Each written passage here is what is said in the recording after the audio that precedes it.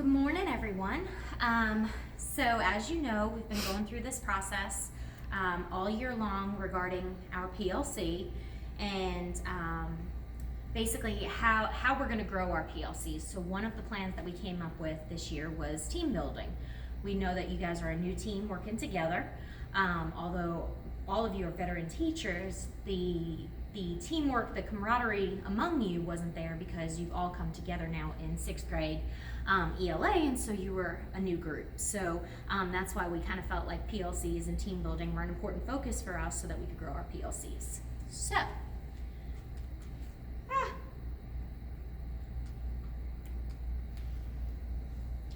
all right, so I'm gonna go over here and I'm gonna hit the button to go to the first slide.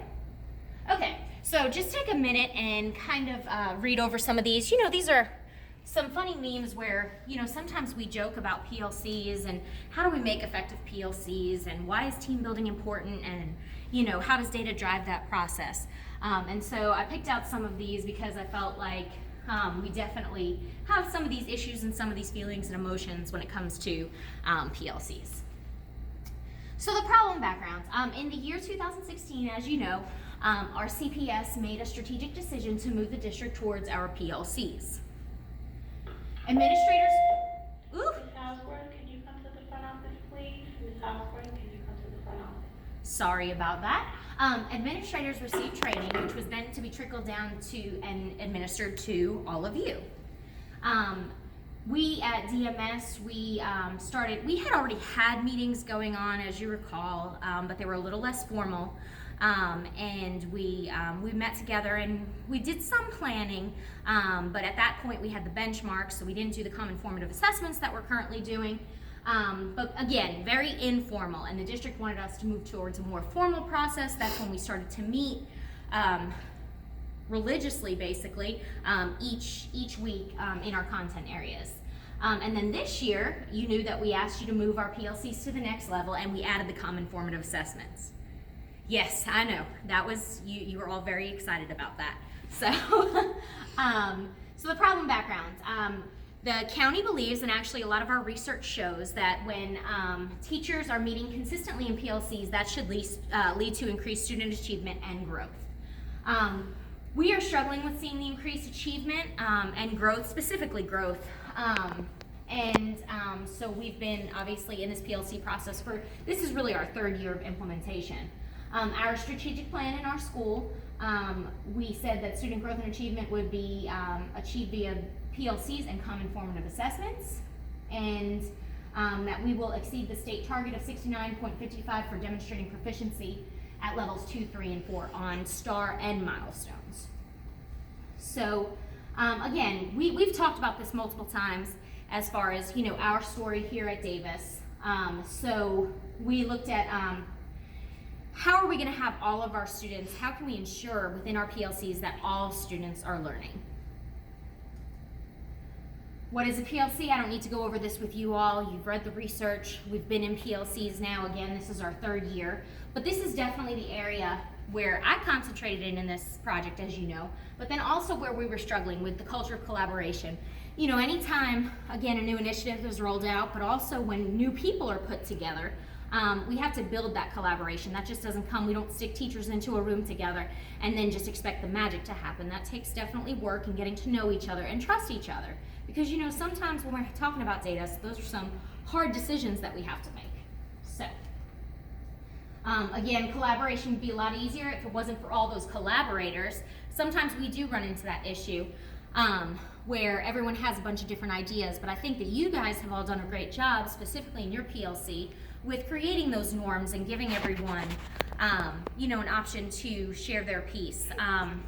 But again, the teamwork that we've been working on all year, I think that has also helped you all to respect each other and just have better conversations around the data. So my research questions were, does the implementation of PLCs lead to increased student growth and achievement?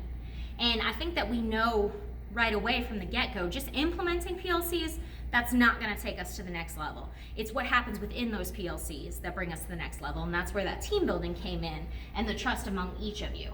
So from there, we said, what effects does team building have on the success of a PLC? And that's the process that we were in all this year. So my hypothesis was that you guys working in positive team building exercises will lead to a culture of collaboration in PLCs, which then in turn will lead to that increased student achievement and growth. The data collected, and you guys were an intricate part of this. Basically, we looked at your demographics, but then not just yours, but also like in our control group, which was the entire school. Our teacher demographics, student demographics, our milestone scores from last year, our STAR scores from last year all the way to this year. Actually, I looked at the trends for the past 2 years in STAR.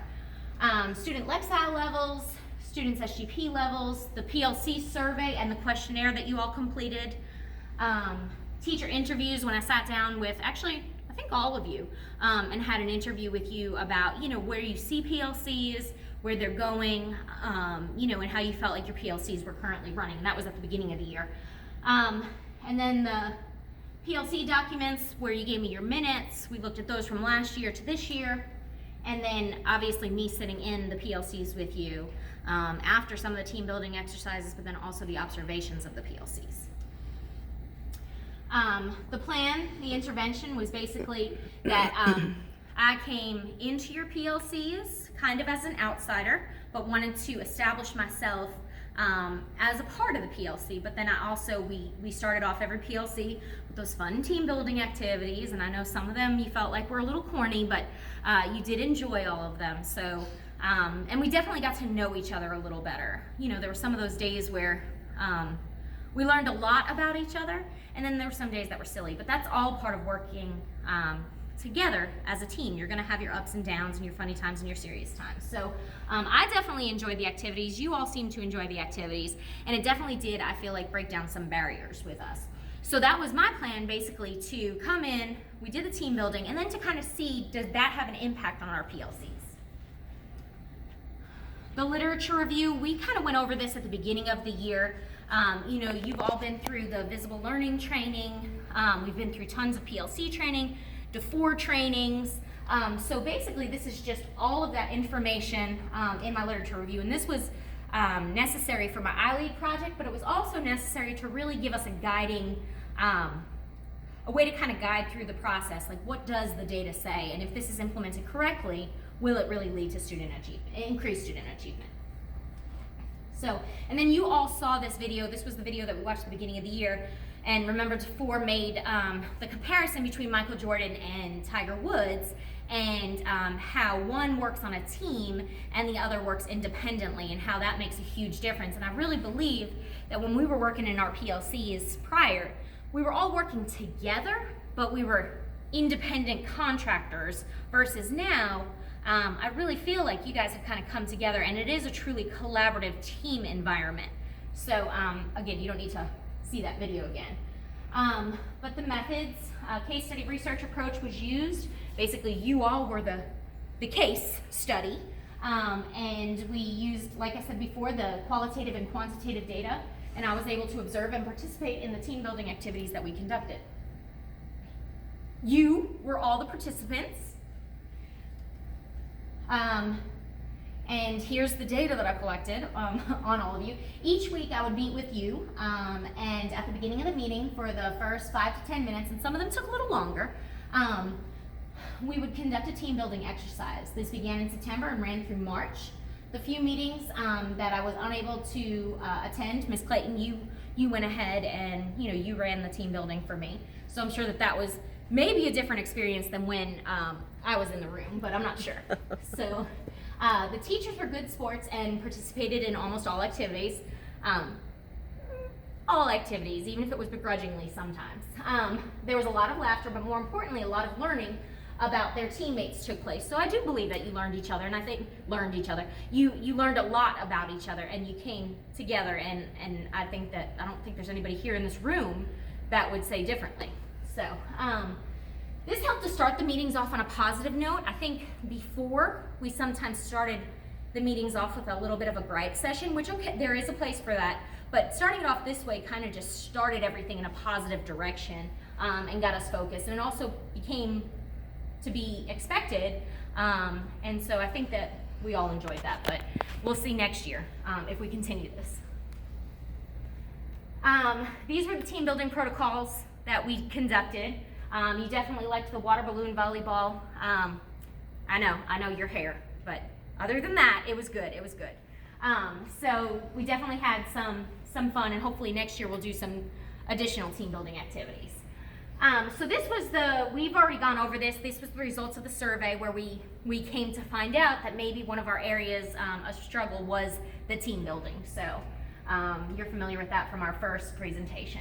This was your STAR data from the beginning of the year and then from March.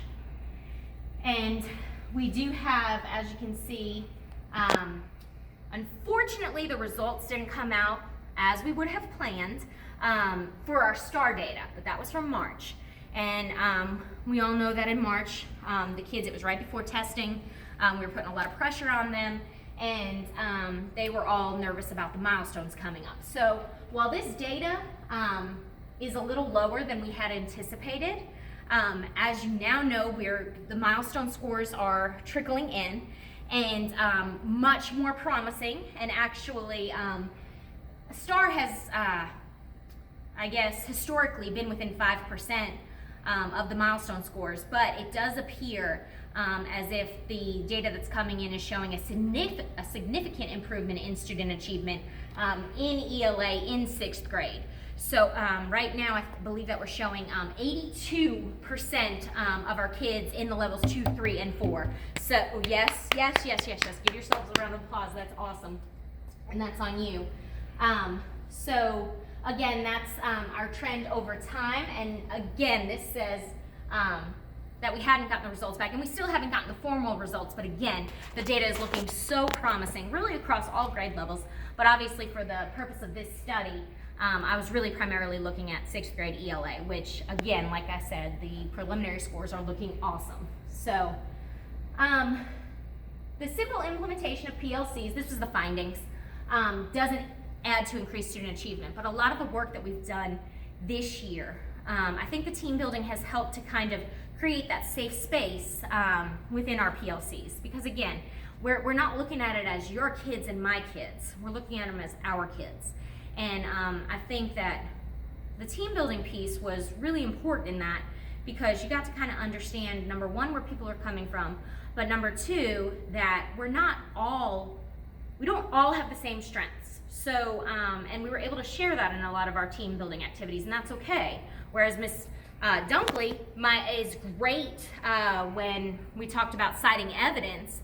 Well, then, Ms. Clayton, you're awesome at, the character analysis that you have done. So when we were able to share some kids, and you became less possessive of your children, and more understanding that this is a common goal, it made a big difference. So participating in the meetings has helped you to see the collegial relationships grow within the PLCs. You're more apt to share ideas and to plan and implement lessons together, and we've seen a lot of that this year. And you have created the common formative assessments together. But I did talk about how, Ms. Clayton, you're taking on some of that task, but really it's more with just the actual creation of it. But you do all come together with looking at the questions, the DOK levels, and all of that. So kudos to you. Okay. Again, this was from the presentation that I presented at Metro RESA, but student achievement declined and student growth maintained, but we were not able to see the increase that was expected. Again, that was with the STAR data, but from what I see right now, it does appear that with the milestones data that we have seen that increased student achievement, so that is super exciting. And I talked about how you're relatively new to the PLC process together, and you find yourselves in the beginning stages and the continuum of teamwork, but I definitely think that with this year behind us and all the stuff that we've learned, that definitely next year, your PLC, since you're all staying together, will be definitely much more cohesive, and you already have your norms and everything established. So I think that we're gonna move past this developing stage, which we currently find ourselves in, and we're really moving into this sustaining stage. So, and I don't think that we have this kind of mentality anymore. We kind of do all see that it's all of us together in the boat. We're gonna you know, if one side sinks, we all sink. So we sink or swim together. Follow-up actions, keep a continued focus on our PLCs. Again, we talked about this, just starting all of our PLCs, again, off this way. It's a positive way. You'll be provided with more direction and support and continuing to focus on the vision of PLCs. And, you know, Ms. Kammerer in her project, she actually did a lot of the sharing of the students, and we tried some of that for the second semester, and I definitely think that you've all grown more open to that, but I think that for next year that needs to be a focus. That first period intervention and enrichment period, we really need to be utilizing that and sharing students across the board to help them with their weaknesses and strengths. We'll focus on relevant data and information for continuous improvement, and we'll continue to use DeForest for questions. You know, what are we doing when the students are not learning? What are we doing when they already know it? And again, just the conversations that you're having now in your PLCs are much more in depth and focused on those individual students. So, again, a couple little cartoons, and then those are the references. So, again, I appreciate working with all of you. This year you were a great group to work with. You made this much easier than it could have gone. So I appreciate you all being good sports and kind of going through this process with me. Obviously, we're seeing some increased student achievement. I think you're a part of that. Like I said, I love to see the way that you are all working together. It's making a huge difference, I think, in the lives of your students and just in their achievement, but then also in just how you are as professionals. So thank you so much, and we'll continue the process. All right.